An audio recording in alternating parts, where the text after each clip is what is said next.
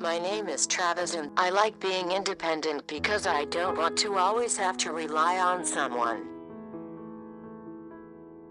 When I am by myself, people talk directly to me instead of my parent or attendant.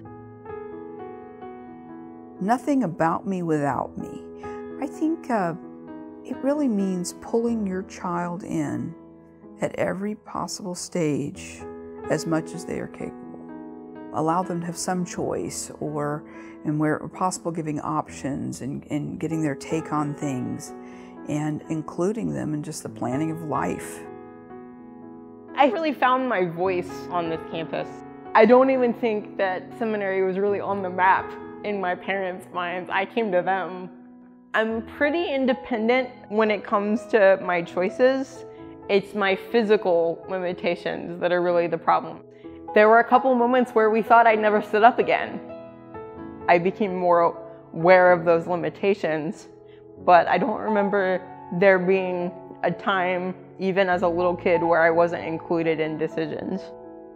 I was never told, oh, you can't do that because you have a disability. It was always, what's next? What do you want to try next? How do we support you in it? Her normal was different from other people's normal. But Amy redefined every assumption one might initially have of her. She came into this institution fully committed to go the distance in the same way that all of our successful students have to do, and she prevailed. Travis is 25 years old. He has cerebral palsy. He was diagnosed shortly after birth. He has been part of what has pushed past some of the limitations of his disability. I think he really had the dream, and he can tell us more on it, but of having a job or doing some of those things that other kids do in those high school and college years. After I finish my coursework at ACC this summer, I will attend Concordia and major in behavioral sciences. I hope to help other families with children with special needs through advocacy and support.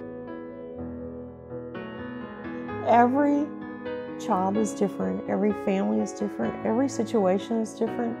It's up to all of us to try a lot of different things, but realize that it's our child and it's their vehicle and they're in the driver's seat.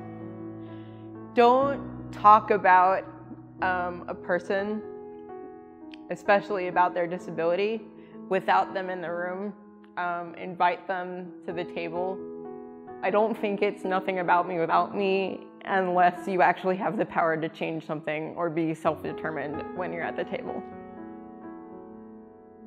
Nothing about me without me summarizes Amy's tenacity, her fierce spirit, and Amy, by her example, has taught us to expect anybody to come here with that kind of spirit, whatever the other issues may be, and prevail. Decision-making process. At an early age, had them involved in the decision-making process. I want to encourage parents to involve their children with everyday decisions as much as they can. If I am uncertain about something, I will sit down and talk about my concerns with my parents and ask them what they think. The goal when involving your child is to build their confidence in making these kind of decisions. If they've not ever had to make them and learn the consequences, they're not going to know what they're capable of. So I look forward to seeing him get into the advocacy area or some other area that he's contributing and feels good about himself. Try to support their hobbies and don't be limited by what's been done before. I can't predict where she's going to go next and what she's going to lead, who she's going to lead, where it's going to be, but I have a feeling that it's going to be awesome.